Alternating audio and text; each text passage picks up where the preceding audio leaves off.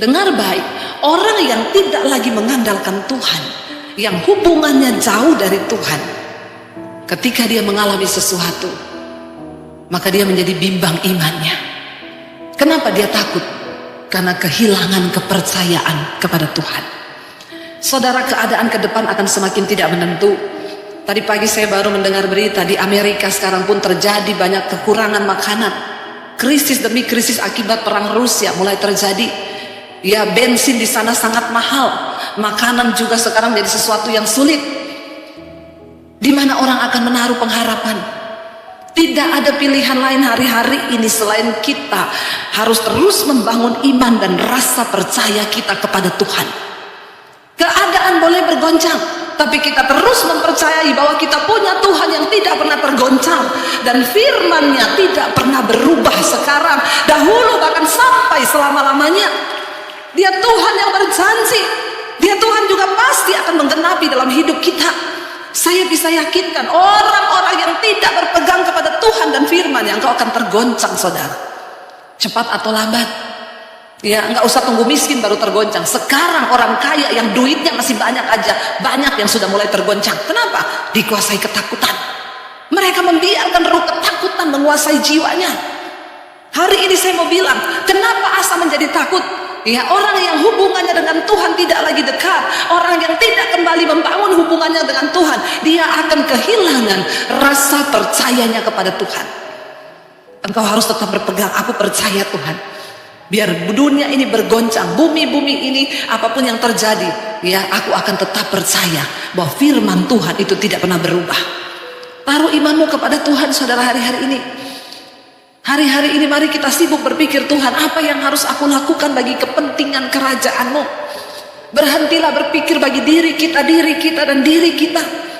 Orang yang hanya cenderung memikirkan dirinya, sudah pasti dia akan kehilangan rasa percaya, bahkan akan mulai tergoncang dengan kekhawatiran. Kenapa? Karena dia selalu mencari rasa aman bagi dirinya. Saya mau bilang, ketika engkau mulai berpikir untuk hidup bagi kepentingan Tuhan, maka Tuhanlah yang akan mencukupkan segala kebutuhan kita. Saya sudah mengalami, saudara, waktu kita terus berpikir bagi diri kita, justru ketakutan, justru kekhawatiran yang akan datang. Setiap hari saya hanya berdoa, Tuhan, apa yang harus aku kerjakan bagi kepentingan kerajaan-Mu? Selama masih ada waktu aku hidup di dunia, selama dunia ini belum selesai, selama Tuhan belum datang, apa yang harus aku lakukan, Tuhan? Mari mulai bertanya, saudara. Ini bukan tentang aku lagi, tapi aku mau berpikir tentang Tuhan. Orang yang hanya cari aman bagi dirinya, dia akan mulai ketakutan hari-hari ini. Asa mencari rasa aman bagi kerajaannya, sehingga dia menghalalkan segala cara. Dia tidak lagi mengandalkan Tuhan. Ya, lalu akhirnya, saudara, dia melupakan semua yang pernah Tuhan lakukan.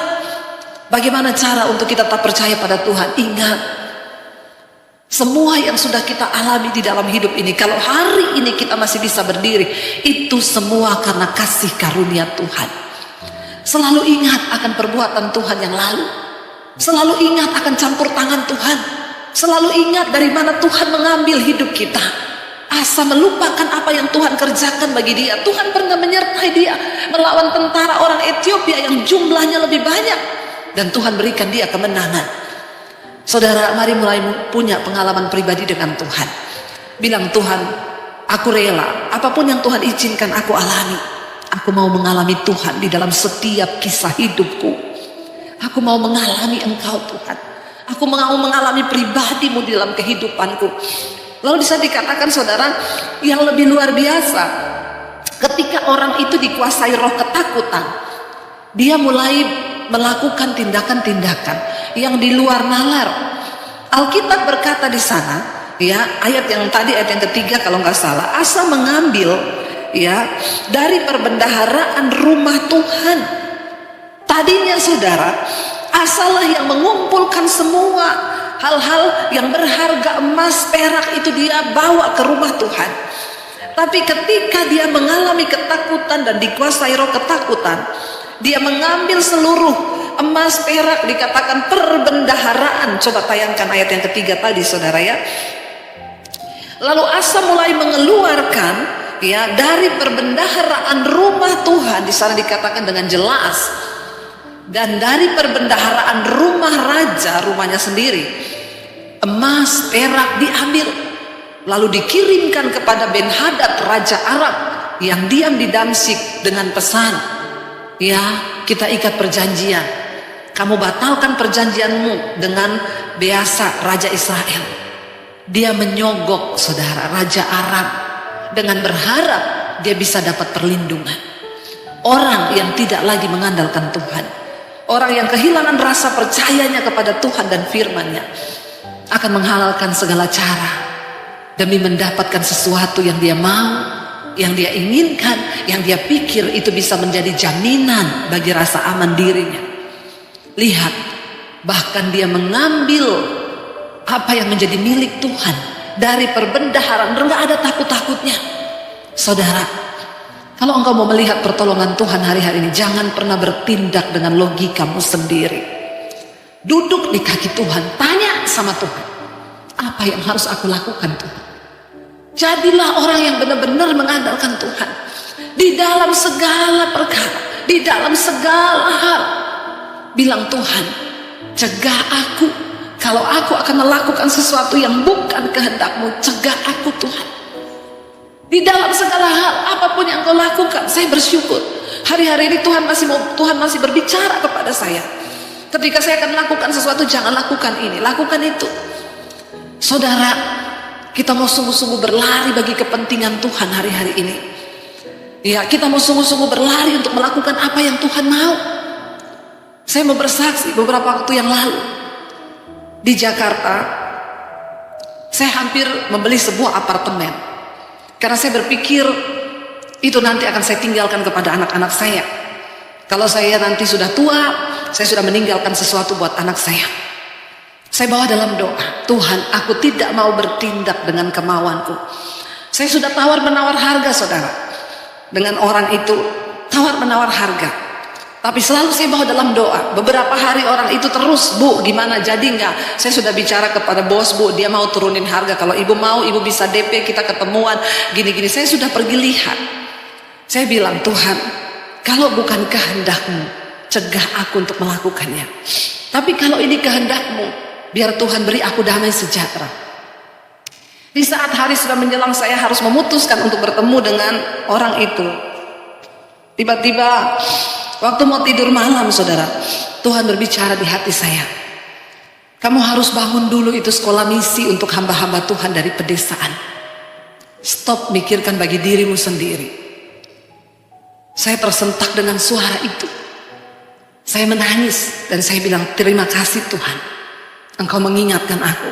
Paginya saya bilang kepada suami saya nggak jadi beli apartemen itu. Tuhan berbicara keras, bangun sekolah misi dulu.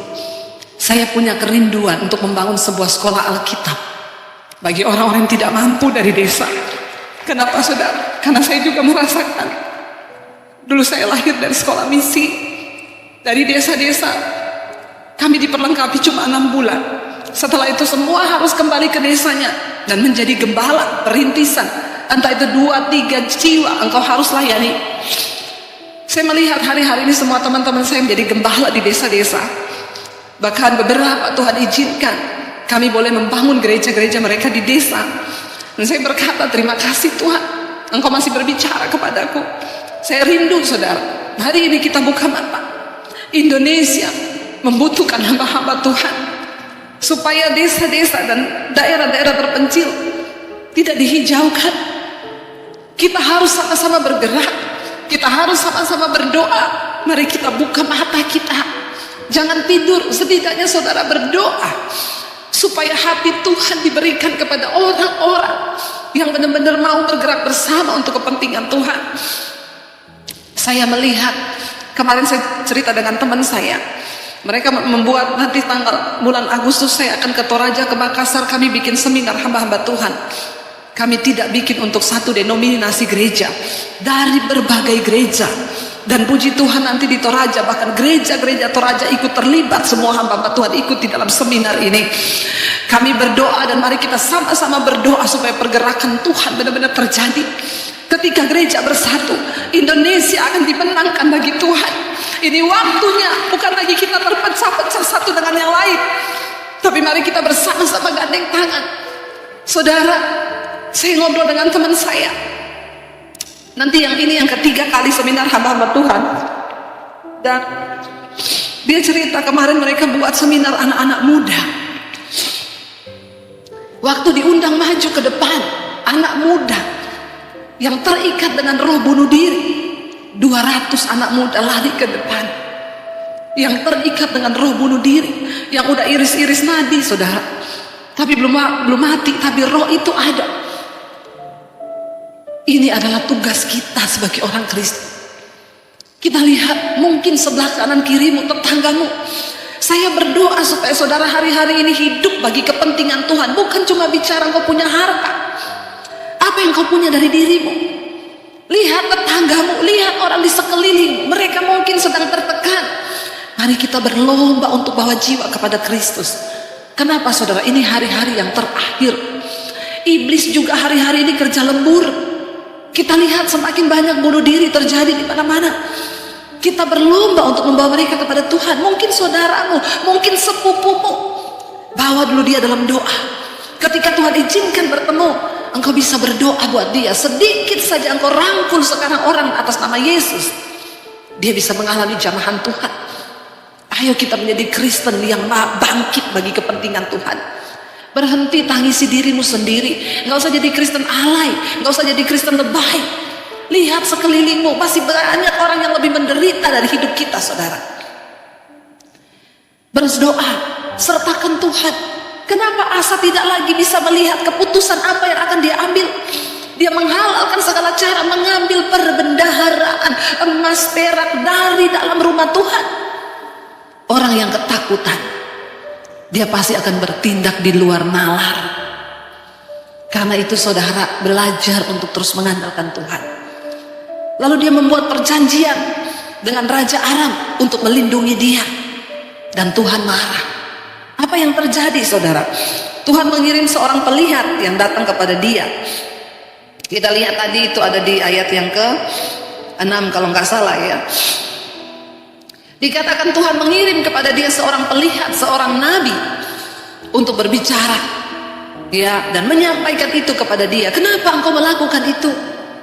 Kenapa? Pada waktu itu datanglah Hanani, pelihat itu kepada Asa, Raja Yehuda. Katanya kepadanya, karena engkau bersandar kepada Raja Aram dan tidak lagi bersandar kepada Tuhan Allahmu, oleh karena itu terluputlah tentara Raja Aram dari tanganmu. Sebenarnya Tuhan sudah memberikan mereka kemenangan, tapi karena dia bersandar kepada, ya, bahkan orang yang tidak mengenal Tuhan, bangsa Aram, Tuhan bilang ya sudah terluput. Sebenarnya Tuhan mau memberikan kemenangan itu. Ayat yang ke-8, ya, bukankah tentara orang Ethiopia dan Libya itu lebih besar jumlahnya? Kereta dan orang berkudanya sangat banyak, namun Tuhan menyerahkan mereka dalam tanganmu. Tapi kenapa sekarang engkau takut? Ya, itu kemenangan Tuhan berikan karena engkau bersandar kepada Tuhan. Saudara, mari jadilah orang-orang yang bersandar kepada Tuhan. Makanya firman Tuhan berkata, diberkatilah orang yang mengandalkan Tuhan, tetapi terkutuklah orang yang mengandalkan pengertiannya sendiri. Kita berdoa hari-hari ini. Mungkin ada masalah di depan yang terasa terlihat begitu berat dan begitu besar. Duduk di kaki Tuhan. Jangan putuskan apapun dengan logikamu sendiri. Jangan putuskan apapun dengan pengertianmu sendiri. Duduk di kaki Tuhan dan katakan, Tuhan, apa yang harus aku lakukan?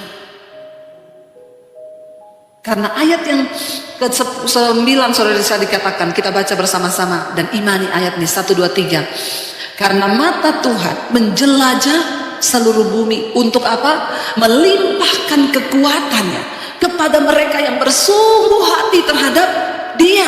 Dalam hal ini engkau telah berlaku bodoh. Saudara, saya pengen kita lihat tadi ayat yang ke-8, mundur lagi, camkan baik-baik ya, ayat yang ke-9. Dikatakan di sana, karena mata Tuhan menjelajah seluruh bumi untuk melimpahkan kekuatannya kepada mereka yang bersungguh hati terhadap Dia. Hari-hari ini mata Tuhan tuh lagi nyari orang-orang yang berlutut tersungkur di kakinya dan berkata, Tuhan, Engkaulah sumber kekuatan di hidupku. Tuhan lagi mencari Dan sampai hari ini Tuhan masih mencari. Untuk apa dia mencari? Orang-orang bersungguh hati mencari dia untuk melimpahkan kepada mereka kekuatannya. Wow, saudara, ketika Tuhan memberikan kekuatannya kepada saudara dan saya, bukankah itu artinya kemenangan ada di pihak kita?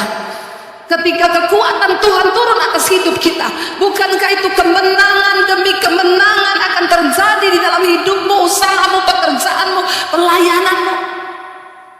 Tuhan sedang mencari, dan Tuhan tuh begitu rindu untuk melimpahkan kekuatannya. Kepada siapa? Ada syaratnya, saudara. Untuk kita menjadi orang-orang yang dilimpahi dengan kekuatan, menerima kekuatan Tuhan, itu ada syaratnya. Yaitu ketika kita bersungguh-sungguh hati terhadap Tuhan. Bagaimana hidup bersungguh hati terhadap Tuhan? Letakkan Tuhan menjadi prioritas yang pertama di hidupmu. Mengalahkan keinginanmu, mengalahkan semua kehendakmu.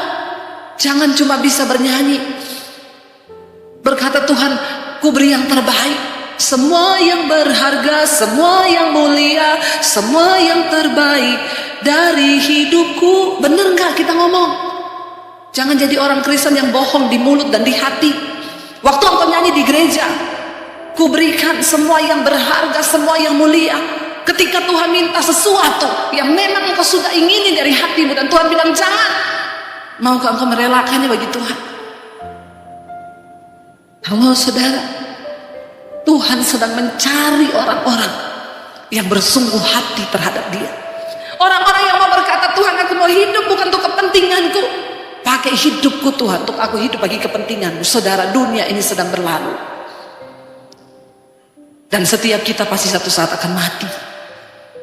Tapi ketika kita mati sebagai orang-orang yang sudah bersungguh hati terhadap Tuhan, kematian kita itu adalah menjadi keuntungan bagi kita.